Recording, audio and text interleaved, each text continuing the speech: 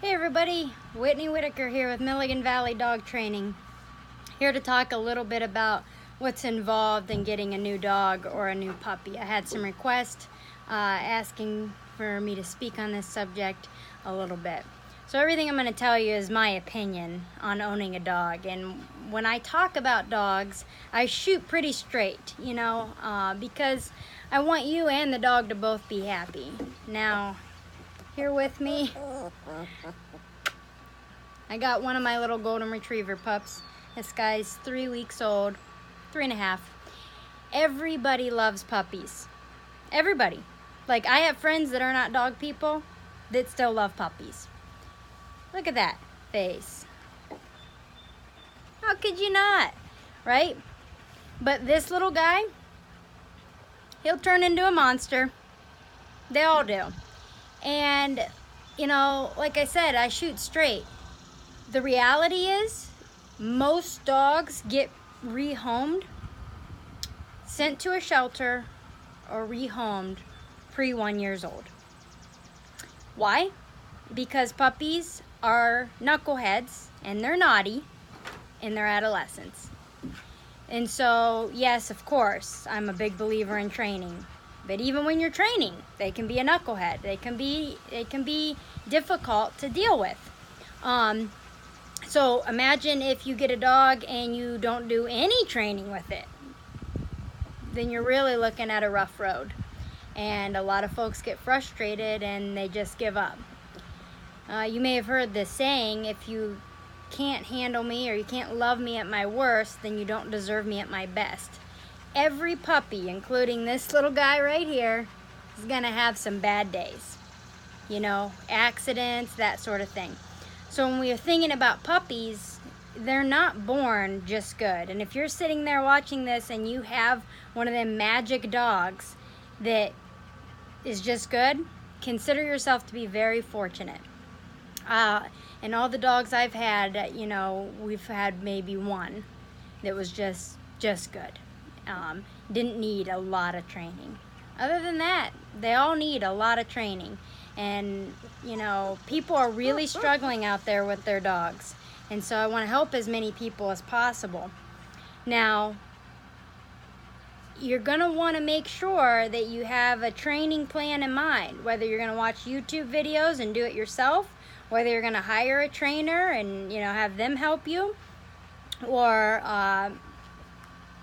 if you're sitting there thinking, I don't have a training plan at all, I'd be thinking about one, because dogs are not born understanding that it's not okay to jump. Dogs are not born understanding that it's not okay to nip and bite. Dogs are not born potty trained. They're not born, knowing how to recall. They're not born knowing how to do a stay. They have to be taught all these things. And so when we agree to getting a puppy, or we make that commitment to getting a puppy, we're the teacher. We're there to say, yes, I'm willing to put the work in and the time and the effort to teach this dog what it needs to know so that I can enjoy them at their best. So keep this in mind. Dogs or puppies clear up until they're about 2 years old.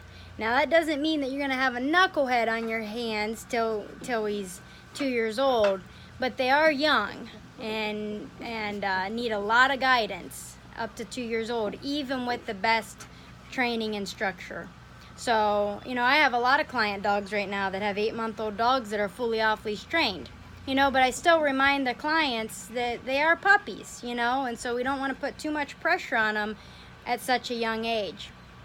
So you're gonna have a really, solid 8 months of work on your hands the day you bring home a puppy. And then it should be getting better and better and better, each day from there on out. But it's a lot of work. The other thing is, again, this is all just my opinion. This is just, how I feel about things. But, cost-wise, can you afford to feed a dog a good food? Can you afford to take them to, the vet for accidents and things like that? Things come up and it can be costly sometimes. So I tell people, dogs are a privilege, not a right. So you know, we want to make sure that we always think about our circumstances before committing to getting a new dog. If you get a dog from a shelter, I'm totally, you know, pro rescue. I'm all about that as well.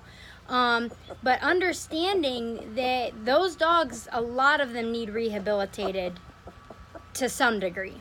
So understand there's going to be some hard work and maybe some rough days there as well. As far as, you know, a busy lifestyle, that just depends. You know, if you have a busy life, but your dog can be included in your busy life, well, then that's okay. But you know, for a dog to stay home for 8 hours a day, that's okay. You know, they can do that. Let me get my words here. I'll be honest with you. I stay home with my dogs, and guess what they do most of the day? Sleep. You know, so don't fret and think, oh my gosh, the dog's been home for 6 hours by themselves and he's been sleeping for 6 hours. The thing about it is that I want people to understand is, so let's say you work all day and you've been gone for 6, 7, 8 hours. Okay, well, what are you doing when you come home? See, a lot of times people want to come home and they want to sit and cuddle with their dog. Great, so do I. But the dog's gone, I've been cooped up all day and I want to run and play. So it's making sure that when you do come home that you take the dog on a structured walk, that you go out and play ball with the dog, that sort of thing. And make sure that you're going to want to do that if it's, you know, wintertime, things like that. So, you know, I could talk for forever on this subject, to be honest with you. I mean, it's kind of a loaded question, but it's just one that I want folks, when they think about getting a new dog or a puppy, to reflect and really do some thinking and think, am I willing to make a real commitment? Make a real commitment, not one that I'm going to want to back out of because, you know, the dog is driving me nuts, literally climbing the walls, you know? There'll be days like that, and you'll have to fix it. Like I said, they're not born knowing how to behave. They have to be taught. And so that takes time. If you hire a trainer, it takes money. And it's a commitment, you know, to do the training that the dog needs. So consider those things. Consider the financial aspect of things. You know, should the dog have some major vet bills? Am I going to be able to get him the treatments that he needs? And that sort of thing. So my main goal is, you know, coming on here is, you know, think about your circumstances, put some thought into it, and then go from there. All right, I hope this helped some of you out there who are considering and thinking about getting a dog. Talk to you later.